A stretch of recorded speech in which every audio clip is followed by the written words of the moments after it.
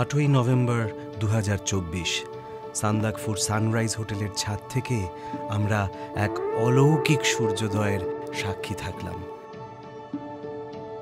এ দৃশ্য জন্ম জন্মান্তরেও ভোলার নয়। আর তার সঙ্গে আমাদের সামনে দাঁড়িয়ে থাকা সুবিশাল চিরতুষারাবৃত হিমালয়ের শৃঙ্গগুলিকে নতমস্তকে প্রণাম জানিয়ে আমরা এবারের মতো প্রকৃতির এই রত্নভাণ্ডারকে বিদায় জানালাম এবং রওনা দিলাম কুইন অফ দ্য হিলস শৈল শহর দার্জিলিংয়ের উদ্দেশ্যে। এই পর্বে থাকছে সেই গল্পই, সঙ্গে থাকুন।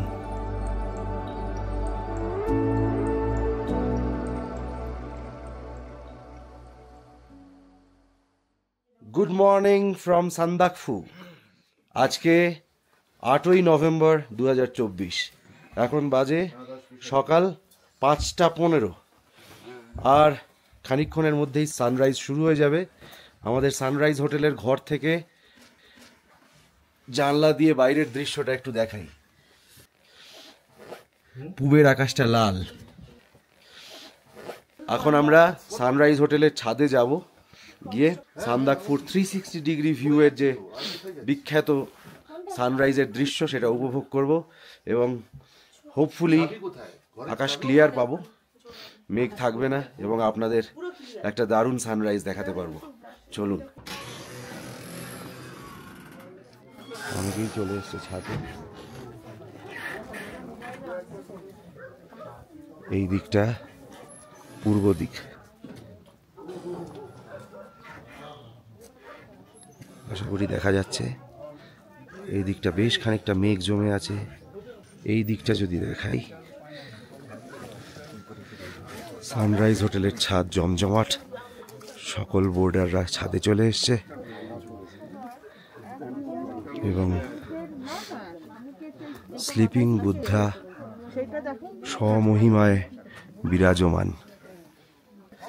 একটু যদি বাদিকটায় আসি,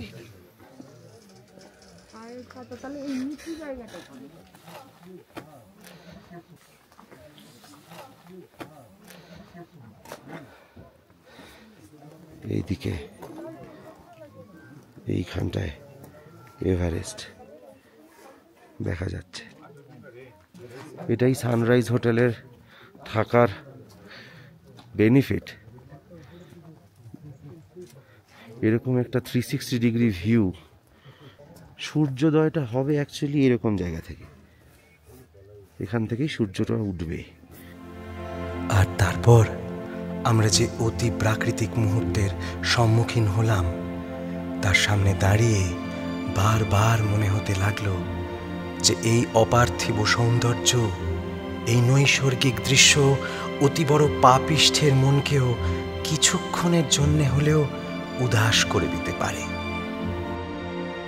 ভাবতে অবাক লাগে যে পৃথিবীতে প্রতিদিন সকালে এমন সূর্য ওঠে, এমন দৈবালোকের স্পর্শ ঘটে যে পৃথিবীতে, সেই একই পৃথিবীতে কি করে এত গণহত্যা হয়, এত গণধর্ষণ হয়, শিশু হত্যা হয়, এত পাপ, এত লোভ, এত বিদ্বেষ কি করে বাস করতে পারে সেই একই পৃথিবীতে।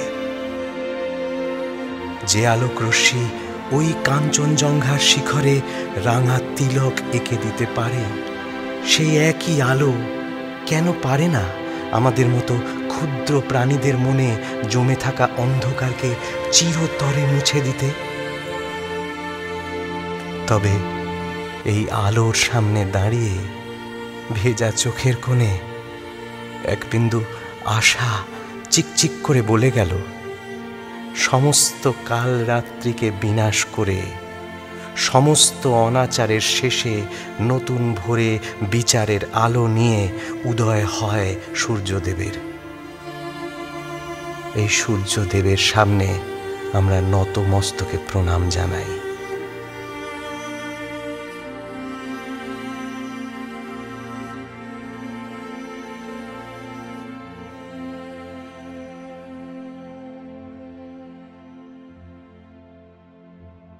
একটা মহাজাগতিক ম্যাজিক শো দেখলাম। ক্যামেরায় যতটা ধরতে পারলাম আপনাদেরও দেখাবার চেষ্টা করলাম।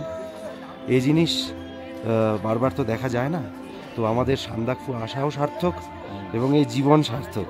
সত্যি তো এরকম দৃশ্য তার সামনে নিজেদের ভীষণ তুচ্ছ মনে হয়। তবে আজকে সান্দাকফু আমাদের দুহাত ভরে দিয়েছে। গতকাল টুমলিং থেকেও আমরা একটা অপূর্ব সানরাইজ দেখেছিলাম, আল থেকে সানসেট দেখেছিলাম, আর আজকের সানরাইজ হোটেলের ছাদ থেকে এই সানরাইজ কোনোদিন ভুলব না। সান্দাকফু থেকে একটা অনবদ্য সানরাইজ দেখে আমরা এখন চান টান করে একদম রেডি ফ্রেশ। এবার আমরা মানেভঞ্জনের উদ্দেশ্যে রওনা দেব, ব্যাক করব। তার আগে এখানে ব্রেকফাস্ট করে নেব। এখানে সানরাইজ হোটেলে বুফের মতন সিস্টেম, সেলফ সার্ভিস। তো আজকে সকালবেলা ব্রেকফাস্টে কি কি আছে দেখে নিই। প্রথমে আছে ব্রেড টোস্ট, এটাই কি আছে, এটাতে আলুর একটা গ্রেভি। এটা সম্ভবত একটা চিড়ে দিয়ে বাদাম টাদাম দিয়ে একটা সুন্দর করে একটা প্রিপারেশন করেছে চিড়ের। আর এটা নুডলস, ড্রাই ম্যাগি। আর এটা সেই নেপালি ব্রেড, এটারই বড়টা আমরা পেয়েছিলাম টামলিংয়ে। আর এইখানে আবার একটা জ্যাম দিয়েছে। আমি নিয়েছি ব্রেড জ্যাম, রোদ্দুত নিয়েছে নুডলস, আর অরূপ নিয়েছে ব্রেড জ্যাম সঙ্গে একটু আলুর তরকারি। ব্রেকফাস্ট শুরু করি, তারপর বেরিয়ে পড়তে হবে। ব্রেকফাস্ট করছি আর ঠিক বাঁদিকে এই ভিউ ভাবা যায়।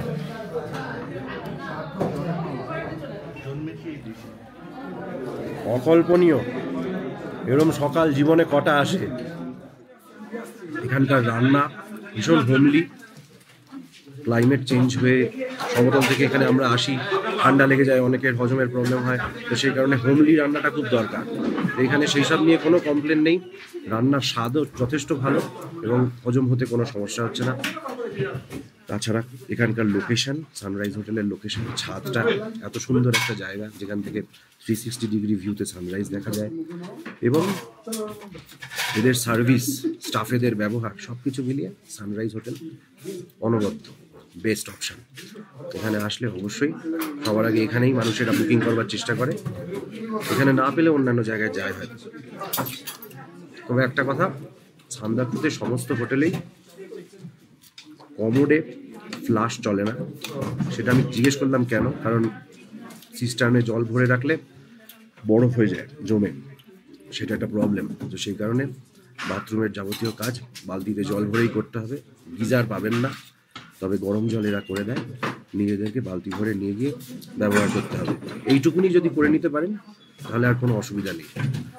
যাই হোক, সব মিলিয়ে আমাদের সান্দাকফু অতুলনীয় লেগেছে, আমাদের এক্সপেকটেশন ছাড়িয়ে গেছে। আর আমাদের ব্রেকফাস্ট অলমোস্ট কমপ্লিট। এবার আমরা রওনা দেব মানেভঞ্জনের দিকে। ঘড়িতে বাজলো সকাল 8:30, আর আমরা সবাই এক রাশ সুখস্মৃতি নিয়ে এই রূপকথার গ্রাম সান্দাকফুকে এবারের মতন বিদায় জানিয়ে রওনা দিলাম মানেভঞ্জনের উদ্দেশ্যে। আর ফেরার পথে আবার সেই রোমাঞ্চ, আবার সেই রোমহর্ষক অভিজ্ঞতা। এটাই পাহাড়ের মজা, জানেন তো। আসার সময় যখন আমরা নিচ থেকে উপরে উঠছিলাম তখন এক রকমের ল্যান্ডস্কেপ আমাদের চোখে পড়েছিল, এবং ফেরার সময় একই পথ দিয়ে ফিরলেও প্রত্যেকটি বাঁকে বাঁকে যেন এক সম্পূর্ণ নতুন ল্যান্ডস্কেপ আমাদের সামনে উন্মোচিত হতে থাকলো। আমরা একটু একটু করে যত নিচে নামতে থাকলাম ততই পাহাড়ের রুক্ষ চেহারা বদলে সিঙ্গালিলা ন্যাশনাল পার্কের গহীন অরণ্যের মধ্যে আমরা প্রবেশ করলাম। আমরা তো আমাদের এই ফেরার জার্নিটাও একইভাবে এনজয় করেছি এবং এই অভিজ্ঞতাই আপনাদের সামনে তুলে ধরছি। আশা করছি আপনারাও ঠিক ততটাই এনজয় করবেন। তবে একটা কথা মনে রাখতে হবে, আমাদের ড্রাইভার বলে দিয়েছিলেন ফেরার দিন যতটা সম্ভব তাড়াতাড়ি স্টার্ট করতে হবে। তার কারণ যত আমরা দেরি করব তত মানেভঞ্জন থেকে এদিকে আসার গাড়ির সংখ্যা বাড়তে থাকবে এবং এই গাড়ি চালকদের পক্ষে এই সরু রাস্তা পেরিয়ে আমাদের ফিরিয়ে নিয়ে যাওয়াটা কঠিন হয়ে উঠবে। গতকাল আমরা যখন সান্দাকফুর উদ্দেশ্যে রওনা দিয়েছিলাম, এরকমই সকালবেলা তখন পুরো রোদ ঝলমলে একটা সকাল ছিল। আমরা অসাধারণ একটা ভিউ পেয়েছি। আর আজকে যখন ফিরছি তখন চারিদিক এতটাই মেঘলা যে সামনে রাস্তাটা পর্যন্ত ভালো করে দেখা যাচ্ছে না। এটাই হচ্ছে ভাগ্যের ব্যাপার। দেখতে দেখতেই কখন যেন আমরা এসে পৌঁছালাম টুমলিংয়ের সেই ভিউ পয়েন্টের কাছে, যেখান থেকে 7ই নভেম্বর ভোরবেলা আমরা এক অপূর্ব সূর্যোদয়ের সাক্ষী হয়েছিলাম। আমরা টুমলিংকে এবারের মতন টাটা বাই বাই জানিয়ে এগোতে থাকলাম এই ছবির মতন পাহাড়ি পথ ধরে। খানিকক্ষণ পর আমরা এসে পৌঁছালাম মেঘমা মনেস্ট্রির সামনে, আর তারপর শেষ 9 কিলোমিটারের আঁকাবাঁকা পাহাড়ি পথ পেরিয়ে আমরা অবশেষে এসে পৌঁছালাম মানেভঞ্জন। এখন বাজে 11:30। আমরা জাস্ট মানেভঞ্জনে এসে পৌঁছালাম। আর আমাদের দার্জিলিংয়ে যাওয়ার যে অন্য গাড়িটা সেটাও এসে গেছে। তো আমরা জাস্ট লাগেজটা ট্রান্সফার করব, এই গাড়ি থেকে নামিয়ে ওই গাড়িতে তুলবো আর রওনা দেবো দার্জিলিংয়ের দিকে। ওয়েদার এখানে খানিকটা সানি, তবে কালকে যেরকম ছিল সেরকমটা নয়। তো হোপফুলি আমাদের এখান থেকে আর ওই 1-1.5 ঘন্টা লাগবে ম্যাক্সিমাম। যদি জ্যাম থাকে তাহলে বেশি লাগতে পারে, না হলে তো 1 ঘন্টার মধ্যেই পৌঁছে যাওয়া উচিত। তো 12:30টার মধ্যে হোপফুলি দার্জিলিং পৌঁছে যাব।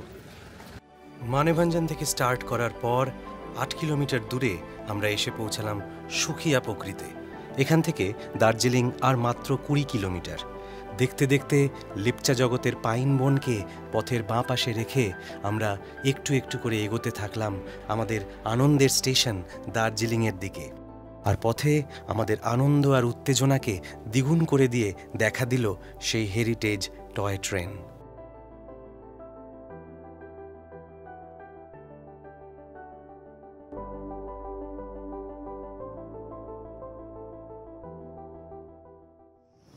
বেশ খানিকটা জ্যাম পেরিয়ে দার্জিলিংয়ের ম্যাল রোডের কাছাকাছি পৌঁছতে একটু সময় লেগেই গেল। এখন বাজে প্রায় বেলা 1:30। আমরা ওই ভানু ভবনের সামনে নামলাম, নেমে এখন ম্যালের দিকে হেঁটেই যাচ্ছি। আমাদের ম্যালের ঠিক গায়েই জলি ইন আমাদের যে হোটেল, তাই আর পোর্টার নিলাম না। এইটুকু রাস্তা নিজেরা লাগেজ নিয়ে চলে আসতে পারবো, মিনিট 5 লাগবে হয়তো ম্যাক্সিমাম। এরপরে জলি ইনে চেক ইন করে একটু রেস্ট নিয়ে দেখা যাক বিকেলের দিকে কি করি। আজকে ওয়েদার খুব একটা ভালো না, দার্জিলিংয়ে একদম ক্লাউডি। গত 2 দিন আমরা যে পরিষ্কার ওয়েদারটা পেলাম, আজকে একদম ঠিক তার উল্টো।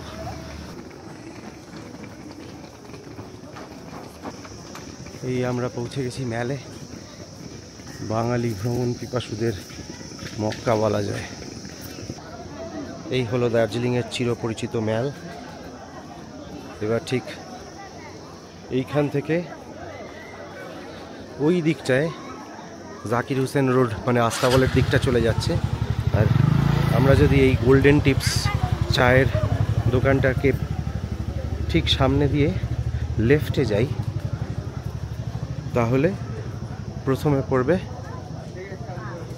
এই মাস্ক্যাটেল স্টারডাস্ট বলে একটা হোটেল। তারপরে ঠিক এই রাস্তা দিয়েই একটুখানি নামলেই 2টো বিল্ডিং ছেড়ে এই আমাদের হোটেল জলি ইন, ম্যালের একদম পাশে। এই আমরা, এটা এন্ট্রান্স আর এইটা হচ্ছে রিসেপশন এরিয়া। এখানে আমাদের চেক ইন হয়ে গেছে, আমাদের রুম অ্যালট করা হয়ে গেছে। এই বাঁ সাইডে একটা নিচের দিকে সিঁড়ি নেমে গেছে। আমাদের 3টে রুম, প্রদ্যুৎদের একটা, অরূপদের একটা আর আমাদের একটা। এই সিঁড়ি দিয়ে যদি নিচে নেমে আসি তাহলে এই 102 নম্বর অরূপদের ঘর, তার ঠিক পাশে 103 নম্বর প্রদ্যুৎদের ঘর। রুমটা একটু দেখিয়ে দিই। জাস্ট আমরা চেক ইন করলাম। রুম ছিমছাম, পরিষ্কার পরিচ্ছন্ন, আর সঙ্গে এই ব্যালকনিটা অসাধারণ। ব্যালকনি থেকে এই অসাধারণ একটা ভিউ পাওয়া যায়। এই আমাদের রুম, এখানে একটা ডবল বেড আছে। এখানে জিনিসপত্র রাখা যায়, তো টিভিও রয়েছে, এখানে একটা ওয়ার্ড্রোব রয়েছে, আর এই বাথরুম পরিষ্কার পরিচ্ছন্নই আছে, গিজার আছে, কমোডও রয়েছে, এই ওয়াশ বেসিন। আর বিশেষ কিছু প্রয়োজন হয় না। আর আমাদের রুমটাও দেখিয়ে দিই। এই প্রদ্যুৎদের রুম আর অরূপদের রুমটা একই রকম, একদম সেম। আর আমাদের এই রুমটা আরও নিচে। এই প্রদ্যুৎদের রুম থেকে যদি বেরিয়ে আসি তাহলে এইখানে একটা সিঁড়ি আছে, আমাদের রুমটা বেশ খানিকটা নিচে। এখানে একটা লবি, এখানেও পরপর ঘর আছে, 105। আমার সিঁড়ি 107। আমাদের রুমটাতে ব্যালকনি নেই, তবে এরকম একটা জানলা রয়েছে, দেয়াল জুড়ে বিরাট বড় জানলা, আর ওই ভিউটাই পাওয়া যায়। এই রেস্টুরেন্টটার নাম হচ্ছে টিটোরিয়া, জাস্ট জলে ইন আমাদের যে হোটেল তার ঠিক পাশে। আর বেশি দূর আজকে যেতে ইচ্ছে করলো না, অলরেডি এখন বাজে হচ্ছে দুপুর 2:30। জলে ইনে ঢুকতে আমাদের বেশ খানিকটা দেরি হয়ে গেছে, দার্জিলিংয়ে জ্যাম ছিল এবং সবারই খুব খিদে পেয়ে গেছে। আমাদের জলে ইন হোটেলটাতে যেহেতু ইন হাউস কোনো কিচেন নেই, তাই বাইরে এসেই খেতে হচ্ছে। লোকেশানটা খুব ভালো, সেই জন্যই আমি ওটা চুজ করলাম। ইন হাউস কিচেন দার্জিলিংয়ে খুব একটা দরকারও হয় না, চারিদিকে খাওয়ার প্রচুর অপশান। জলে ইন থেকে জাস্ট বেরিয়েই বাঁদিকে এই টিটোরিয়া রেস্টুরেন্টে আমরা আজকে দুপুরে লাঞ্চ করব। লাঞ্চে আমাদের জন্য চলে এলো চিকেন বিরিয়ানি আর সঙ্গে চিকেন বাটার মশালা, আর দেয়া নিল chicken Alfredo pasta. It's Darjeeling after all, তাই একটু সেলিব্রেশন তো বানতা হ্যায়। আর খিদের পেটে এ তো অমৃত। জমিয়ে লাঞ্চ করে নেওয়ার পর আমরা ঘুরতে ঘুরতে চলে এলাম ম্যালের দিকটায়, আর আসা মাত্রই দেখা পেলাম এই কিউট অশ্ব শাবকটির। শুধু চুলের কালার আর কাঠটা একবার দেখুন। এনার নাম হচ্ছে বেবি প্রিন্সেস, আর এনার দেখা পাওয়া মাত্রই দেয়া তো বায়না ধরে বসলো আমাকে বেবি প্রিন্সেসের পিঠে চড়েই ম্যাল ঘুরতে হবে। আর দেয়ার উইশ ইজ আওয়ার কমান্ড, কি আর করা যায়। আপনারা দেখতেই পাচ্ছেন ও কেমন দারুণ এনজয় করছে। এখন বাজে বিকেল 4:30। দেয়ার এই হর্স রাইড শেষ হলে এবার একটু হোটেলে গিয়ে বিশ্রাম নিতে হবে। রাতের দার্জিলিং এক্সপ্লোর করতে বেরিয়েছি। ম্যাল রোড বরাবর একটু হেঁটে নিচ অবধি যাব, টুকটাক সুভেনিয়ার্স কেনার আছে, একটু দার্জিলিং টি নেব কিছু, একটু গ্লেনারিজে যাব হ্যান্ডমেড চকলেটস নিতে। বাট সন্ধ্যাবেলা দার্জিলিং ম্যাল রোডের একটা আলাদা চার্ম আছে, সেটা একটু পায়ে হেঁটে এক্সপ্লোর করছি। তবে এবার ম্যাল রোডের ধারে যে স্ট্রিট ফুডগুলো বসতো, যেটা ব্যাপারটাকে জমিয়ে দিত, সেটা মিসিং। এবার স্ট্রিট ফুড কাউন্টারগুলো সব তুলে দিয়েছে। হাঁটা যাচ্ছে একটু নিশ্চিন্তে, তবে কোথাও যেন দার্জিলিং ম্যাল রোডের সঙ্গে ওই স্ট্রিট ফুডের গন্ধ, ওই রাস্তার ধারে দাঁড়িয়ে সাফেলি, মোমো, এগুলো সম্পৃক্ত হয়েছিল। এবার সেটা বেশ কিছুটা মিস করছি।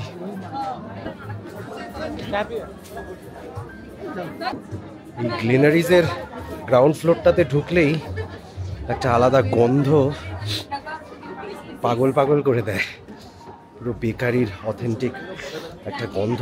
মাফিনস, দেখা যাক কি পাই। রয়েছে crunchy Nutties, chocolate Nutties, coconut chocolate, mint chocolate. Glenary's থেকে চকলেট নেওয়া হয়ে গেল। এবার যাব একটু সবার জন্যে মূলত দার্জিলিং চা নেব, আর এই সন্ধ্যের দার্জিলিংকে এক্সপ্লোর করব। এই কেভেন্টার্স এখন বন্ধ হয়ে গেছে। এবার একটু রিঙ্ক মলের কাছে যাব। ওইখানে একটা দোকানে খুব ভালো চা পাওয়া যায়। এই সামনে দার্জিলিং ক্লক টাওয়ার।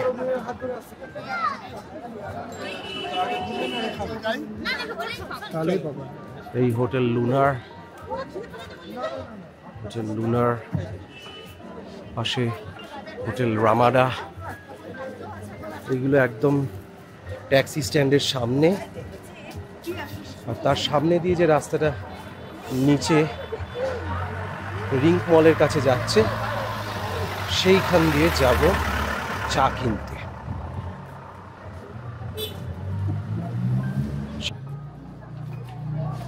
এসে গেছি দার্জিলিংয়ের রিঙ্ক মল। এখানে SVF সিনেমাসও হয়েছে। আর এখন ঠিক তার সামনে এই দার্জিলিং টি হাউস। এর আগেরবারও এখান থেকেই আমি চা নিয়েছিলাম। দার্জিলিং টি হাউস থেকে মোটামুটি বেশ কয়েকটা সেকেন্ড ফ্লাশ ভালো কোয়ালিটির লিকার টি নিয়ে নিলাম। এবার ফিরে যাব হোটেলে। নিচ থেকে উপরে উঠে আসলাম, ঠিক ক্লক টাওয়ারের সামনে দাঁড়িয়ে আছি। এই জায়গাটাও ভীষণ স্পেশাল। একবার না ঘুরে গেলে মনে হয় কিছু একটা অসম্পূর্ণ রয়ে গেল। সব শপিং কমপ্লিট। এবার ধীরে ধীরে পা বাড়িয়ে হোটেলের পথে ফিরে গিয়ে, বিশেষ কিছু করার নেই, সবাই মিলে একটু আড্ডা বাড্ডা মারবো, গান টান হবে, তারপর রাত্রিবেলা ডিনার করে ঘুমিয়ে পড়বো। আগামী পর্বে থাকছে দার্জিলিং শহর ঘুরে দেখার অনবদ্য সব অভিজ্ঞতার গল্প। থাকছে কেভেন্টার্সের জমজমাট ব্রেকফাস্ট, টয় ট্রেন রাইড এবং আরও অনেক কিছু। আমাদের এই ট্রাভেলগ আপনাদের কেমন লাগছে অবশ্যই কমেন্ট করে জানাবেন, এবং ভালো লাগলে সাবস্ক্রাইব করতে ভুলবেন না। সবাই ভালো থাকবেন, দেখা হচ্ছে আগামী পর্বে।